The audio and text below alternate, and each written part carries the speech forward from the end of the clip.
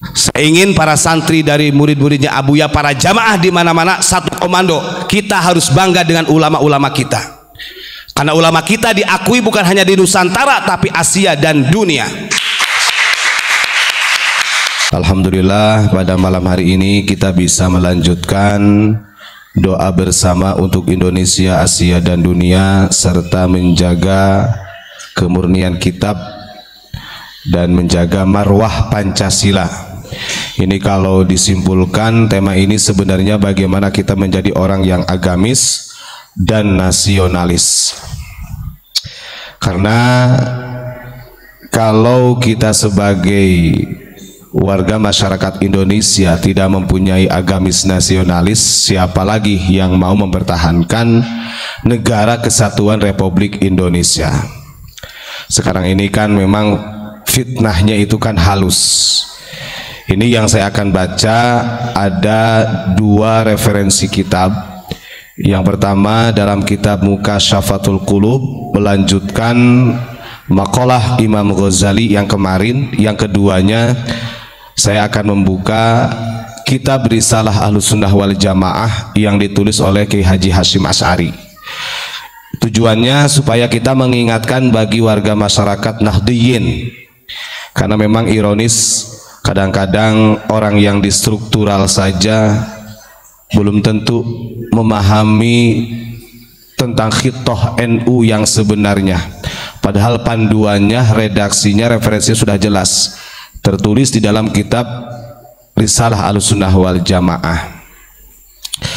Jadi kalau kita lihat dari apa yang disampaikan oleh Imam Ghazali, ini melanjutkan yang kemarin dulu. Ini kita santai aja Pak ya. Kemarin kita sudah diberitahu oleh beliau bahwa ulama itu ada ulama dunia, ada ulama akhirat. Ulama dunia itu adalah ulama yang sering disebut dengan ulama ussu atau ulama-ulama yang jahat. Kemarin dijelaskan oleh Imam Ghazali bahwa ulama su itu adalah alladzina qasadahum minal ilmi at-tana'um bid-dunya wa tawassul ilal jah wal manzilah inda ahliha. Jadi ulama-ulama su itu ulama dunia yang memang tujuan dari ilmunya itu untuk kesenangan dunia semata dan pangkat derajat martabat di sisi manusia. Berarti ini kita harus menghindari, kita sebagai santri harus menghindari hal-hal ini atau perkara-perkara yang berkaitan dengan kategorinya ulama-ulama dunia. Na'udzubillahi min dzalik. Nanti kalau kita sampai dikategorikan ulama-ulama dunia, ulama su, ya tempatnya juga adalah api neraka. Na'udzubillahi min dzalik. Kemarin juga sudah disampaikan bahwa ada yang lebih ditakuti oleh Kanjeng Nabi selain Dajjal. Kemarin kan begitu. Kita tahu Dajjal ini adalah fitnah yang sangat besar yang akan muncul di akhir zaman. Tapi Kanjeng Nabi menyampaikan fitnah Dajjal ini tidak begitu saya khawatirkan. Yang saya lebih khawatirkan, kata Nabi, daripada Dajjal itu adalah al-a'immatul mudillun. Artinya para pemimpin, para ulama yang memang tersesat, yang menyesatkan. Berarti itu adalah transformasi daripada Dajjal. Gitu. Selanjutnya qala sallallahu alaihi wasallam, Nabi Muhammad sallallahu alaihi wasallam, man katama ilman indahu aljamahullahu bilijamim min nar. Ancamannya begitu. Maka kadang-kadang kemarin kita membuka beberapa bab yang sebenarnya kita meyakini para kiai kita, para habaib kita, para gus, para lora itu sudah tahu sebenarnya mana kitab yang sudah ditahrif, yang dirubah, kemudian mana keterangan yang betul-betul harus disampaikan kepada umat. Tapi ya mungkin saja karena memang alladzina qasadahum minal ilmi at-tana'um bid dunya gitu kan, sehingga keterangan-keterangan yang kita sampaikan ini dianggap sebagai provokasi, dianggap salah. Padahal ini diancam oleh Kanjeng Nabi, man katama ilman indahu aljamahullahu bilijami minan nar. Barang siapa yang menyembunyikan suatu ilmu yang dia miliki, yang ia ketahui, maka Allah akan mengikatnya dengan kekang dari neraka. Tuh betapa beratnya tuh kalau kita diberi amanah ilmu kemudian kita menyembunyikan ilmu yang kita ketahui. Makanya kita seringkali menyampaikan, kita ini hanya memberikan edukasi. Kita menyampaikan bahwa di dalam kitab Sahih Bukhari sudah ada yang ditahrif oleh Wahabi. Kemudian dalam tafsir Sawi sudah ada yang dirubah. Itu aja masih ada saja orang yang beranggapan, wah ini mah orang apa namanya, ingin memprovokasi atau membenci satu sama lain. Padahal kita ini membicarakan, menyampaikan yang hak. Tujuannya apa? Ya satu, biar negara kita ini utuh. Mungkin menurut kalian, anda yang belum paham tentang nasionalisme yang sesungguhnya, kita harus paham di dunia ini ada grand design. Kita tidak sebutkan bahwa ada kelompok-kelompok yang memang ingin menghancurkan kebinekaan kita. Dan ini secara data udah jelas. Kadang ada orang bertanya, siapa sih yang mau menghancurkan NKRI? Siapa sih yang mau merubah Pancasila? Kan begitu. Padahal secara kalau disadari bagi orang-orang yang mengatakan begitu, ketika anda tidak peduli dengan orang-orang ulama kita dihinakan orang lain saja, nggak ada rasa peduli, itu secara otomatis jiwa nasionalisnya nggak ada. Pembelaannya kepada negara itu tidak ada. Sementara ulama-ulama kita ini tumpah darah untuk memerdekakan negara Republik Indonesia. Emang siapa sih yang mau merubah Bhinneka Tunggal Ika? Siapa sih yang mau merubah Pancasila? Nah, ini orang-orang yang berbicara seperti itu karena tidak paham sejarah secara utuh. Ya kita maklumi, karena memang bergelutnya di dunia agama saja, tidak memahami ancaman-ancaman besar yang merongrong bangsa Indonesia. Kita punya kitab, kalau mau kita jelasin, tapi nggak akan kita tunjukin. Kitab di mana salah satu kitab ini menjelaskan tentang transformasi politik yang mengatasnamakan agama dari zaman kenabian loh. Dan kalau panjenengan tahu, ini sudah kita haturkan kepada Wapres, Wakil Presiden. Kebetulan Abu Yamamah Ghufran itu dipanggil ke kediamannya. Dan ini kalau orang-orang dari kalangan pemerintah yang paham gitu, yang ngerti dengan ini, wah ini sangat dibutuhkan. Karena banyak cara mereka yang sengaja ingin menghancurkan kebinekaan kita ini dengan cara-cara yang halus. Mereka masuk dengan dunia pendidikan, masuk dengan dunia kesehatan, semuanya masuk. Bahkan ke organisasi NU saja masuk. Ini nanti saya bacakan Risalah Sunnah wal Jamaahnya ini. Kadang-kadang orang NU sendiri juga saya kira mungkin acuh tak acuh, boro-boro untuk membaca Qaulun Asasi, untuk membaca Risalah Sunnah wal Jamaah, padahal itu adalah referensi terbesar yang fundamental untuk orang-orang Nahdliyin. Gitu ya. Terus kemudian dilanjutkan lagi oleh beliau Imam Ghazali. Waqala Usamah bin Zaid sami'atu Rasulullah sallallahu alaihi wasallam, beliau pernah mendengar dari Rasulullah sallallahu alaihi wasallam yaqul,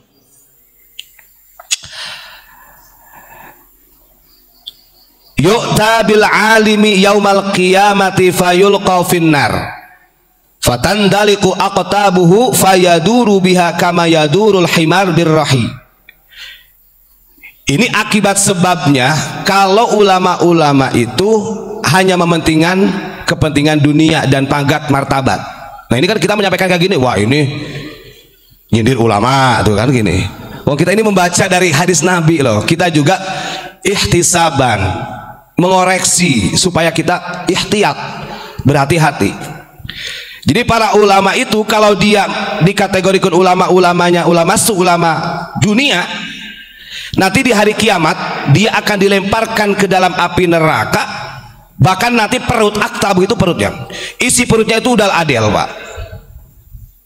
Ya karena mungkin banyak dia menyampaikan ayat-ayat Allah, bahasanya wa ta'muruna bil ma'ruf wa tansawna anfusahum gitu. Dia memerintahkan kemakrufan kepada umat sementara dianya lupa. Dia mencegah kemungkaran sementara dia itu yang melakukan kemungkaran. Kan begitu. Makanya memahami amar ma'ruf nahil mungkar ini harus paripurna juga. Harus paripurna. Jadi bahasa itu remuk Pak dalam itu.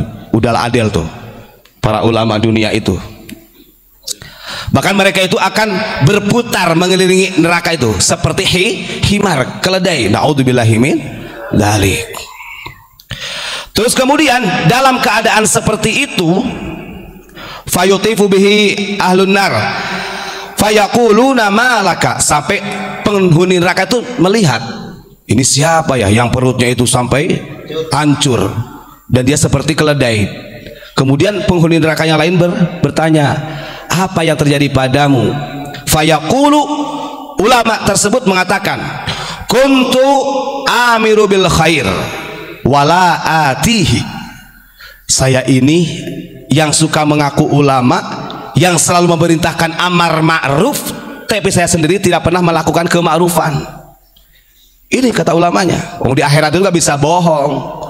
Kalau sekarang kamu palsu gampang, di akhirat juga bisa bohong. Saya ini yang selalu memerintahkan kepada rakyat, ke umatnya untuk ma'ruf, melakukan hal kebaikan, sementara saya sendiri tidak melakukan kebaikan.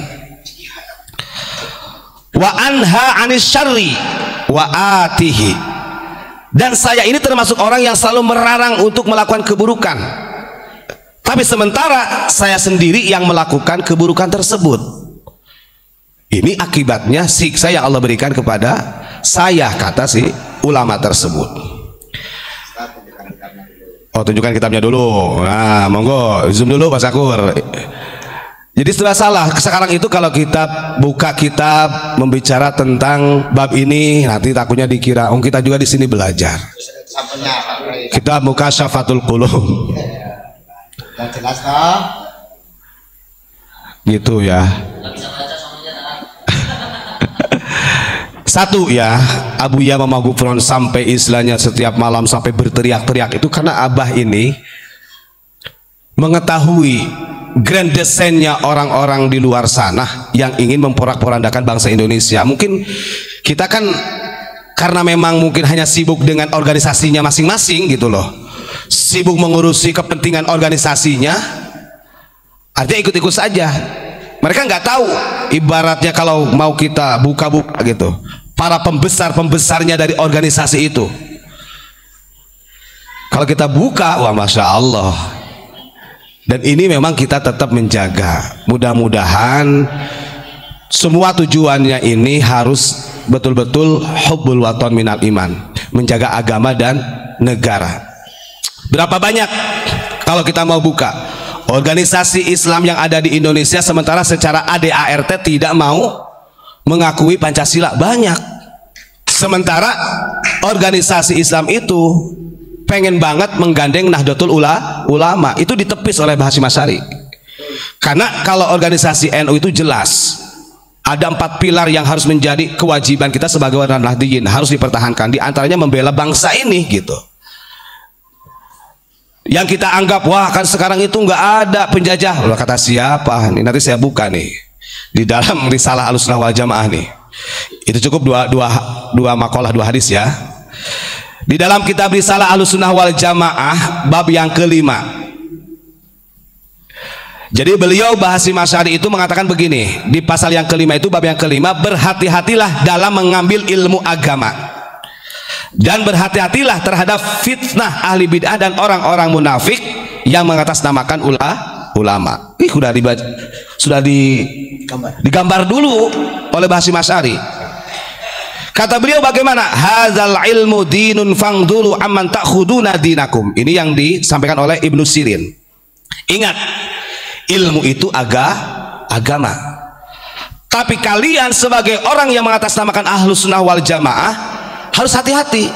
Perhatikan dari siapa engkau mendapatkan ilmu tersebut. Jangan salah. Nah, kalau kita lihat dalam Risalah Ahlussunnah wal Jamaah berarti NU, para ulama kita itu sudah akan membaca loh. Karena kathirul khutbah qalilul ulama, banyak para ahli-ahli pidato, ahli dakwah, dan semuanya pasti menyampaikan kebaikan, melarang keburukan. Secara naskah nggak salah. Kenapa ada warning kayak gini? Yaitu tadi fitnahnya orang-orang munafik yang sebenarnya justru ingin menghancurkan dengan mendesain dirinya mengatasnamakan agama, itu akan banyak nanti. Ada lagi makalah yang lebih sadis lagi nih yang disampaikan oleh Mbah Hasyim Asy'ari ya. Kata beliau begini, yakunu fi akhiriz zamani dajjaluna kadzabuna. Nanti ada lagi yang ngomong, wah ini demi mempertahankan negara kesatuan Republik Indonesia, tanpa sadar loh kepentingan orang yang mengatasnamakan karena Indonesia itu kalau dengan jargon agama itu paling mudah, Pak. Kalau dengan jargon agama itu paling mudah. Makanya yang paling membuat sedihnya Kanjeng Nabi yang dikhawatirkan itu ya perang saudara itu. Karena kalau sudah perang saudara, akhul muslim, itu semuanya mengatasnamakan agama Islam. Masa kita tidak mau membaca dari sejarah perang Siffin, kemudian perang Jamal, perang Nahrawan, yang sampai Bani Muawiyah dengan Sayyidina Ali perang, bahkan ibaratnya mertua sendiri perang Jamal itu, Sayyidatina Aisyah itu memimpin untuk melawan komplotan Ali. Dan ingat, dalam hal kondisi seperti ini pasti ada orang ketiga yang sengaja ingin membenturkan, dan itulah mereka yang ingin menghancurkan. Akhirnya mereka berhasil merekrut orang-orang yang munafik. Yang penting kasih cuan, kasih duit, gampang sudah urusan beres. Itu sejarah, gak bisa kita pungkiri ya. Terus kata beliau di dalam kitab Risalah Sunnah wal Jamaah, yakunu fi akhir zamani dajjaluna kadzabuna. Ini dalam Sahih Muslim juga ada sebenarnya. Ya'tunakum minal ahadits bima lam tasma'u antum wala aba'ukum fa iyyakum wa iyyahum la yudillunakum wala yuftinunakum. Ini sudah di warning jauh-jauh hari Mbah Hasyim Asy'ari mengambil salah satu hadis dalam Sahih Muslim. Di akhir zaman itu akan banyak dajjal-dajjal pembohong. Siapa dajjal-dajjal pembohong itu? Mereka adalah orang-orang yang selalu menyampaikan dengan hadis. Artinya menceritakan tentang agama-agama yang sebelumnya kita gak akan pernah dengar. Jadi kita mulai memahami lah dari zaman NU berdiri sampai sekarang, berapa pemahaman agama yang retorikanya sangat beda dengan ajaran ulama-ulama terdahulu. Seperti Abu Yas sering menyampaikan beginilah, dulu itu yang ngaji anak-anak juz amma kok. Ini kayak candaan loh. Kok sekarang kok melupakan juz amma? Dulu baca berjanji, sekarang kok nggak ada yang baca berjanji. Ini bahasa Abu Ya loh. Ini kalau kita kaitkan dengan pemahaman Mbah Hasyim Asy'ari yang mengambil dari Sahih Muslim dalam Risalah Sunnah wal Jamaah, monggo panjenengan renungkan. Dulu yang ngaji Jurumiyah itu banyak, Safinah banyak, sekarang banyak yang mengganti. Bahkan ada juga yang nggak ngaji Jurumiyah. Kutubul Qadimiyah nggak dikaji. Makanya orang Nahdiyin harus bisa mempertahankan. Mudah-mudahan kata Rasulullah itu yang disampaikan Mbah Hasyim Asy'ari, kita sebagai umat baginda Rasulullah yang memegang Ahlus Sunnah wal Jamaah jangan sampai disesatkan mereka, jangan berdampak fitnah. Artinya tertipu daya oleh mereka pandai, retorika bahasanya bagus. Makanya kan sekarang itu kita akan menganggap bahwa dia orang alim, ulama besar itu ketika memang istilahnya ngapunten, gaya ceramahnya, dialog retorika bahasanya bagus. Saudara-saudara, ini yang disampaikan oleh Mbah Hasyim Asy'ari begitu loh, santri ya. Makanya loh ternyata kita ini kalau difahami betul-betul, disesuaikan dengan apa yang disampaikan oleh para ulama, jauh kita ini.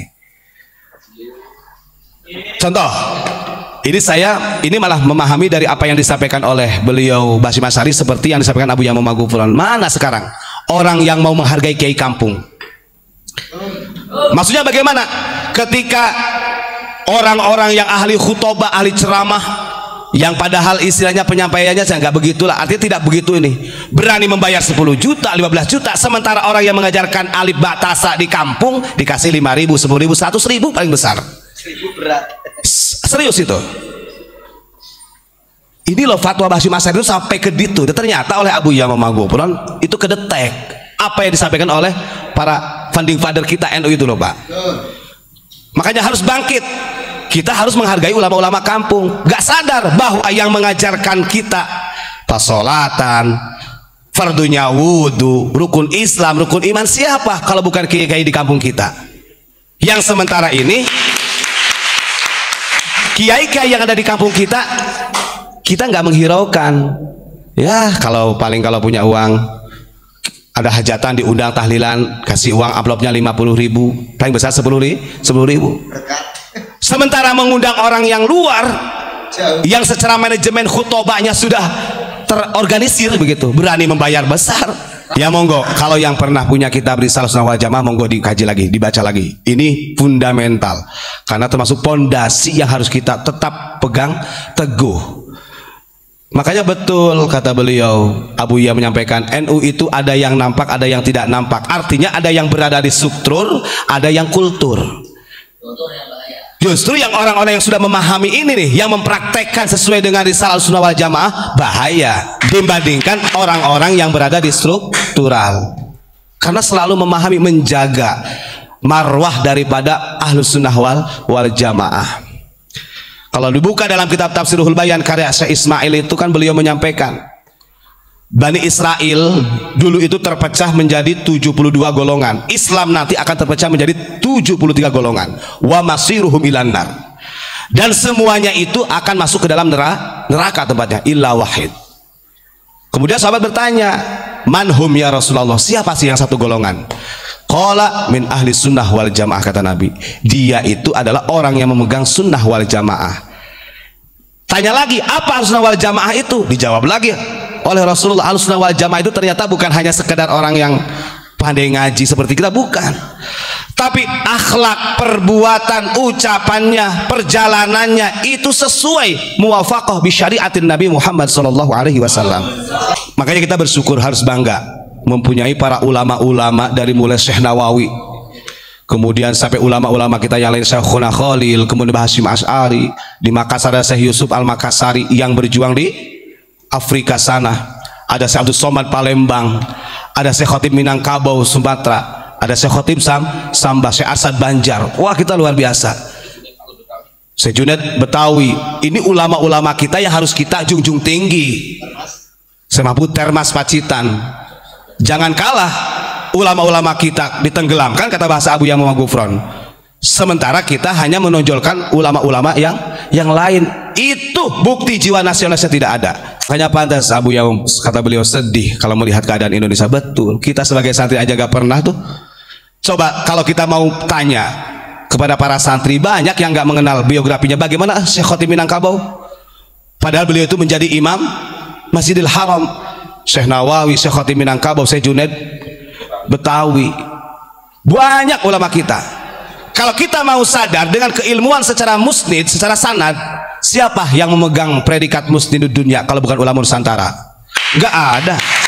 Selain Syekh Yasin Ahmad Al-Fadani, orang Padang loh. Nah ini bersyukur tuh orang Padang yang mondok di sini, bersyukur. Semua kesanadan ilmu Quran hadis itu diambil melalui beliau. Makanya beliau punya gelar musnidud dunia, ahli sanad bukan Indonesia doang. Makanya jangan macam-macam lah dengan bangsa Nusantara, dengan Indonesia, gak usah macam-macam. Indonesia itu terlalu banyak walinya, terlalu kuat. Kutubus Sittah nih, tak ceritain. Orang sering mengenal kenapa di Indonesia hanya orang Indonesia yang punya gelar Hadratus Syekh. Beda nih kalau orang pondokan ngerti perbedaan syekh dengan hadratus syekh itu. Kalau orang sudah punya gelar hadratus syekh, berarti kutubus sittah itu sudah bukan hanya hatam. Selain dia hafal kutubus sittah, juga menjalankan tuh. Apa kutubus sittah itu? Dan di dalam sejarah ulama di abad 18-19 sampai abad 20 sampai sekarang mungkin saja belum ada tuh yang bisa menggantikan gelarnya Hadratus Syekh daripada Bahasyim Asy'ari. Beliau muridnya Syekh Nawawi, itu diakui dunia. Ini ada bocil yang ngomong, wah Bahasyim Asy'ari itu gak ada apa-apanya. Oh koplak. Saya tanya, orang yang dikatakan alim, ada gak yang menyandang Hadratus Syekh seperti Hasyim Asy'ari? Sedunia itu. Hadratus Syekh itu adalah gelar buat seorang ulama yang paham betul hafidh kutubus sittah, Sahih Bukhari, Sahih Muslim, Sunan Tirmidzi, Sunan Nasa'i, Ibnu Majah, Abu Dawud, 6 kitab hadis. Kita lihat ya, Sunan Tirmidzi aja ada 4 jilid, Sahih Muslim itu ada yang 2 jilid, Sahih Bukhari 1 jilid besar, Ibnu Majah 2 jilid, Abu Dawud itu ada yang 4 jilid. Berapa jilid tuh? Gak ngerti, bocil mah gak ngerti. Gak ngerti. Dan itu diakui seluruh dunia. Masa kita gak bangga? Sementara ada yang menghinakan ulama-ulama kita, kita diam saja. Kebacut, kebacut kita itu. Kalau kita lihat dalam mujadalahnya di Mesir, itu menunjukkan keilmuannya Syekh Nawawi. Berapa puluh ulama tuh sedunia yang diundang. Semua pertanyaan tentang fikih dan lain sebagainya, fan ilmu, min fununil ilmi, dijawab ringkas padat oleh Syekh Nawawi. Makanya beliau punya gelar Sayyidu Ulama'il Hijaz. Ya Allah, bangga kita mempunyai ulama-ulama yang hebat. Gak kalah ulama kita itu, gak pernah cerita-cerita yang aneh-aneh, halu-halu, gak pernah. Ulama kita gak ada yang menceritakan macam-macam, real. Dan itu disaksikan oleh seluruh ulama sedunia. Logika saja, gak mungkin Syekh Nawawi jadi imam besar di Masjidil Haram, gak mungkin Syekh Khatib Minangkabau jadi imam di Masjidil Haram, gak mungkin Syekh Junaid Betawi jadi masjid di Masjidil Haram, kalau bukan karena kealimannya. Makanya betul kata Imam Syafi'i itu kan, di dalam Diwan Asy-Syafi'i itu pernah mengatakan begini, hati-hati cong, kalau nanti di akhir zaman itu mencari ilmu itu harus hati-hati cari gurunya. Jangan sampai kamu berguru kepada orang yang memang dia ini punya kedekatan dengan orang-orang munafik, kata Imam Syafi'i. Dan ini kalau kita lihat dalam masa, Masya Allah, mudah-mudahan kita dijauhkan. Saya ingin para santri dari murid-muridnya Abuya, para jamaah di mana-mana satu komando, kita harus bangga dengan ulama-ulama kita. Karena ulama kita diakui bukan hanya di Nusantara, tapi Asia dan dunia. Dan gentle, ulama kita itu gentle Pak, sendiri. Contoh saya Yusuf Makassar. Saya Yusuf Makassar itu loh, di Afrika sana, sendiri, gentle. Nggak berbondong-bondong, nggak banyak orang. Satu, sesuai dengan perintahnya baginda Rasul. Baginda Rasul itu kan kalau punya sahabat, didesain, satu sahabat harus bisa membebaskan Yaman, satu sahabat bisa membebaskan Persia. Artinya gentleman. Makanya betul kata Bang kemarin, jangan kau ajari ngangkat pedang, Nusantara bukan pecundang. Kenapa saya buka Risalah Sunnah wal Jamaah? Karena yang menonton saya yakin banyak dari warga Nahdliyin, ya. Warga Nahdliyin, ayo kita harus sama-sama rapatkan barisan, satukan kekuatan kita untuk menjaga negara kesatuan Republik Indonesia. Ketika ada orang, siapa sih zaman sekarang yang mau merubah NKRI, ambrut, gak ngerti dia, gak ngerti desainnya, elit global, gak ngerti, gak paham, karena sibuk dengan urusan. Nah, ya gitu ya. Kita harus bangga dengan menjadi warga Nahdliyin, dan kita harus bangga bahwa kita punya ulama-ulama yang hebat, yang punya gelar Musnidud Dunia, Sayyidu Ulama'il Hijaz, Hadratus Syekh, itu yang dimiliki oleh bangsa Indonesia. Terima kasih.